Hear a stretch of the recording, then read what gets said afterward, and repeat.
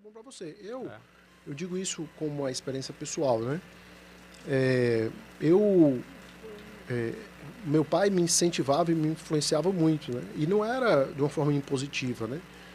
E eu queria de alguma forma agradar o meu pai ali com a questão da engenharia. E quando eu estava ali entre o meu pai e os meus tios, eu queria fazer parte ali daquele ambiente, né, de Sim, engenheiros e sim. tal. Mas quando eu entrei no curso, eu descobri que não era aquilo, né? Então, eu descobri que o meu negócio era estar dentro de negócio, não era operacionalizar, não era aquela coisa do cálculo, né, da engenharia. Então é muito importante entender, às vezes a sua vocação está totalmente oposta do que o seu pai está, dos seus pais está lhe propondo, né? Então é muito importante entender isso.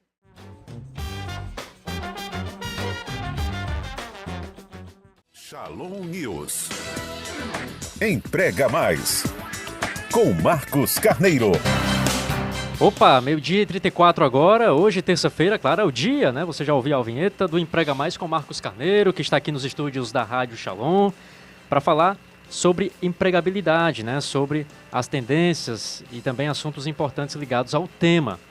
E hoje, né, Marcos?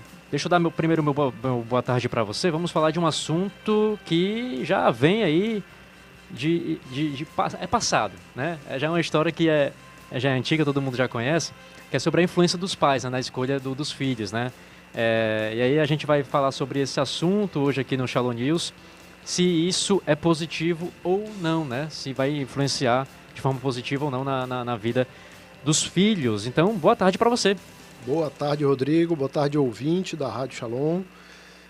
Esse é um tema que a gente acompanha muitos jovens, né? A gente faz mentoria com muitos jovens aí dentro desse processo de empregabilidade. E não só por conhecer muitos jovens, mas também na minha própria vida, né? Eu também trago um testemunho por ter sido aí influenciado. E aí eu não digo nem na minha vida de... Vem a opinião da mãe, a opinião dos familiares. Pô, isso não dá dinheiro. Ah, isso não tem futuro. Né? Mas não sabe o que a gente quer, assim, por dentro, sentir, poxa, mas eu quero fazer isso. Não vou trabalhar pelo dinheiro em si, né? Eu vou trabalhar porque é prazeroso. Agora, se der dinheiro ou não, é a consequência do fruto do meu trabalho, né? E aí, a gente vamos chegar a um ponto, como, por exemplo, se é positivo ou não, os pais influenciaram na escolha do curso da faculdade, né? Por exemplo, o filho quer cursar direito. Mas o pai ou a mãe, não, faça medicina, faça um outro curso, vai para esse caminho aqui. É positivo os pais influenciarem de um modo assim que deixam a decisão para o filho, ó, eu indico você fazer medicina, mas tem um mas se você quiser seguir pelo direito, aí faça a sua escolha. É positivo, assim, os pais influenciarem assim, na escolha, na decisão da faculdade, por exemplo? É interessante que a gente fala aqui, né, Rodrigo? E a gente entra até numa área aqui de um pouco de psicologia, né? E psicólogos que escutam, às vezes até podem se sentir aqui um pouco invadidos, mas assim, a gente lida com a prática, né, de pessoas que estão ali, às vezes no trabalho e frustrados, né? Então a gente toca nessas realidades. Existe uma frase, né, que se fala muito aí dentro das profissões, né? Que quando se trabalha por vocação, por prazer, não precisa se trabalhar nunca mais na vida, né? Porque você está muito feliz onde você está. Então, é muito importante entender a vocação do indivíduo, né? Então, os pais muitas vezes não entendem essa vocação que o filho tem, esse desejo, né, que vai sendo despertado durante a vida, né, do filho. Eu tenho uma filha de 3 anos, né, que é a Maria, e tenho um filho de 1 ano, que é o José. Eu tenho um sonho que meu filho seja padre, tá? Mas assim, eu não posso... imagina, meu filho ainda não tem a consciência, mas a partir de agora começar a doutrinar meu filho para que ele seja padre. Ele vai começar a ter consciência, eu vou colocar ele em ambientes como o Shalom, dentro da igreja, eu vou favorecendo isso para despertar dentro dele, logicamente, e aí eu estou falando aqui de uma vocação na sua essência, né? Porque a vocação religiosa é exatamente de onde nasce a palavra, né? Que é a vocação. Isso é verdade. Então imagina eu obrigar meu filho a ser padre, né? É uma loucura, né? Mas até certo ponto é um pouco parecido com a vocação profissional, né?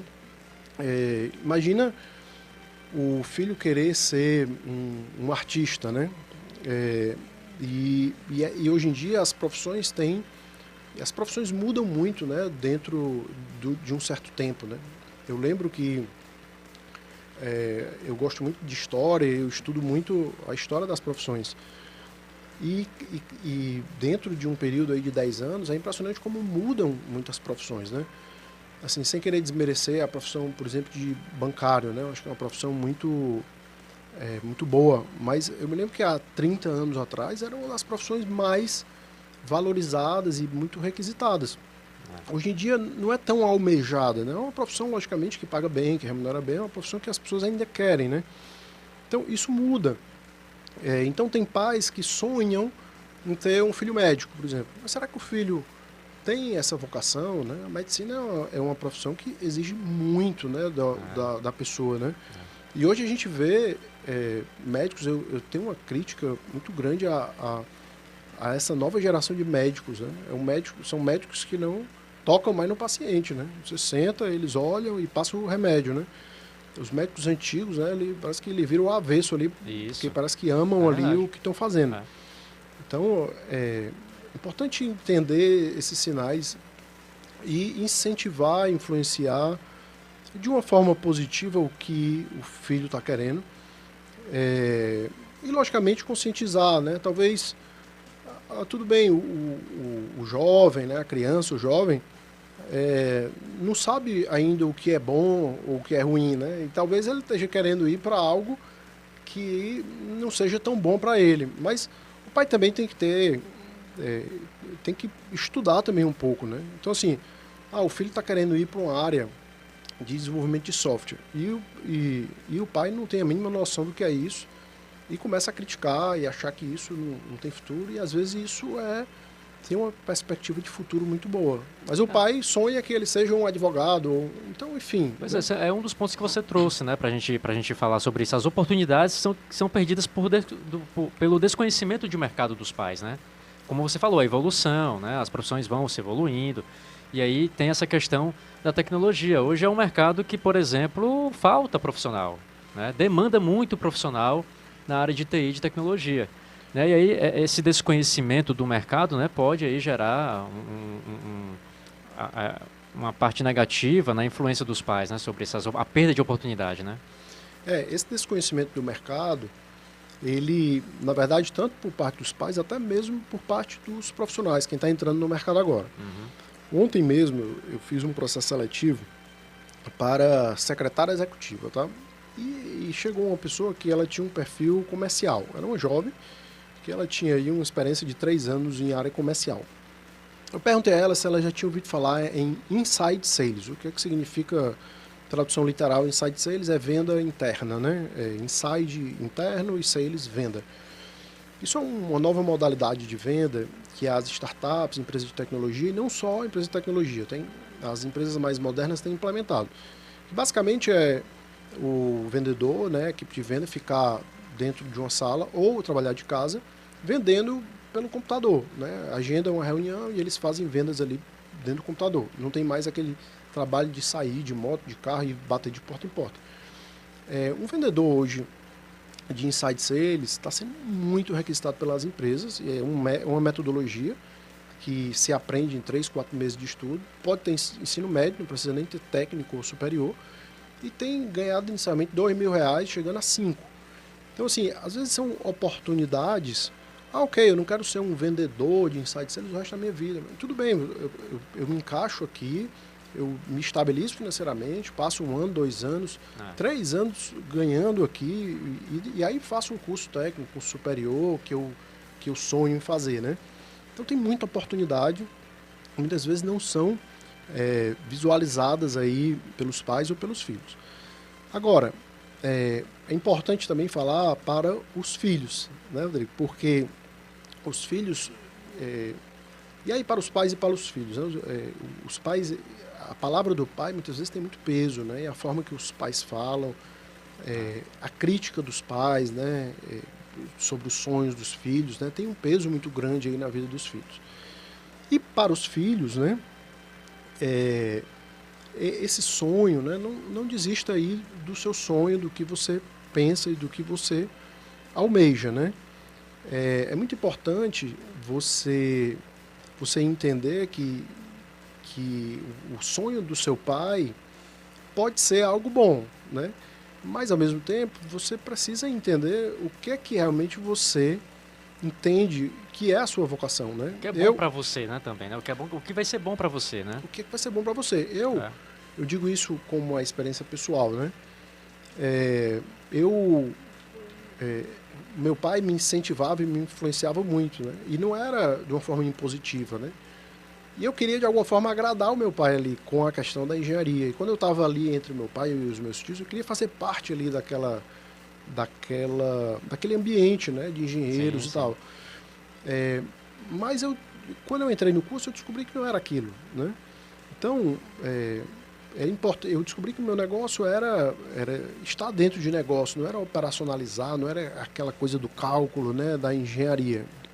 Então é muito importante entender, às vezes a sua vocação está totalmente oposta do que o seu pai dos seus pais está lhe propondo, né? Então é muito importante entender isso. Eu acho que um último ponto aqui, né, é essa questão cultural, né? E a questão cultural, quando a gente fala cultura, né, não está só relacionada a uma cultura de um país, uma cidade, mas a cultura de onde você está. Tem uma frase, né, eu gosto de trazer essas frases, né, eu não sei quem é o autor, mas que diz que nós somos a média das 5 pessoas que a gente mais convive. Então, nós vemos muitos jovens que vêm ali da periferia, da baixa renda, que culturalmente elas têm um desejo profissional, um desejo de superação, um desejo de ser melhor, um desejo de estudar. E aí, quando você vai entender, né, essas pessoas convivem com quem? Né? Com pessoas que também não têm esse desejo de ser melhor. Justamente. Né? Tem filósofos, né, que dizem que nós somos fruto do nosso meio. E qual é o seu meio? Então, se você quer ser um bom profissional, você tem que estar próximo e buscar estar próximo de pessoas que são profissionais ali, né? Então, eu chego da minha escola, da minha faculdade, e aí eu vou lá para a calçada, falar da vizinha, fofocar e ver novela, e ver isso, ver aquilo. O meu meio não está favorecendo eu ser ali um bom profissional, né? Isso. Então, estar entre pessoas que falam de trabalho, que buscam trabalho, que pensam em ser pessoas melhores profissionalmente, isso vai favorecer que eu seja uma pessoa melhor profissionalmente, né? Pois é, como você falou, é se ambientar, né? A cultura da influência é isso. Por exemplo, eu sou jornalista, em quem eu vou me espelhar? Em quem eu vou me influenciar? Nos jornalistas, né? Já consagrados, ou que estão no mercado de trabalho também junto comigo, né? E é isso que vai decidir mesmo o que você vai querer realmente. Poxa, é isso mesmo? Estou vendo aqui, acho que é isso. Acho que eu vou levar isso adiante. Então é muito isso também, né? De vivenciar também aí a questão. É isso, né, Marcos? Hoje é isso, a gente trouxe esse assunto, né? Quer mais complementar algo? Eu acho que é isso, só essa cultura aqui da influência, né, Rodrigo? Só para finalizar, tá. A gente vê muitos jovens hoje que têm como influência artistas, cantores, Anitta, Y, X, Z. E hoje em dia as redes sociais abrem tanto as possibilidades de grandes empreendedores, né, que têm redes sociais, que falam de trabalho, que dão oportunidades, né? Eu lembro aqui do Rick Chester, é um empreendedor que veio da periferia. Ele cresceu, o negócio dele era vender água no sinal.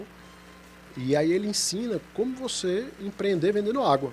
Imagina, é o melhor negócio do mundo, ele diz. Porque ele comprava uma água de 30 centavos, comprava um pacote, vendia de R$3 no Rio de Janeiro. Então a margem dele era 90%, ele multiplicava por 10. Depois ele comprava isopor, comprava um saco de gelo e vendia de novo. Então, ele dizia que esse era o melhor negócio do mundo. Hoje esse cara tem muito dinheiro e dá cursos e palestras e tal, o Rick Chester. Sim, sim. Então, e junto com ele tem outros... Viralizou esse vídeo dele, né, nas redes sociais, né, antigamente. Exatamente. Né? Há um tempo atrás.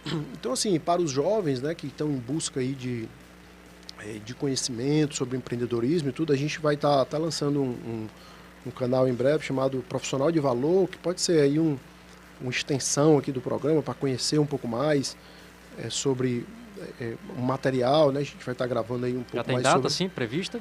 A gente está gravando o material, acredito que dentro de um mês a gente vai estar aprofundando alguns temas, né? Gravando um pouco mais de conteúdo, vai chamar Profissional de Valor. No YouTube, né? No YouTube, Vai ser um canal à parte do Emprega Mais ou dentro do canal Emprega Mais? É um canal, ele faz parte do Emprega Mais, mas ele é voltado para as pessoas que estão em busca de emprego, né? Exatamente formar essas pessoas com o valor, né? Perfeito. Então chama Profissional de Valor. Mas tem muita gente falando sobre como ser empreendedor, como buscar conhecimento, cursos. Então tem muita coisa que pode ajudar na internet, ao invés de se basear em influenciadores aí que não trazem valor nenhum, né?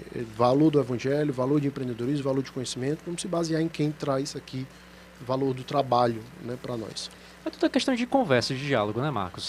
Claro, os pais querem influenciar que um filho siga um caminho, mas vamos conversar, né? Vamos sentar. Não, pai, mãe, eu quero isso aqui porque isso aqui é positivo, isso aqui, tal.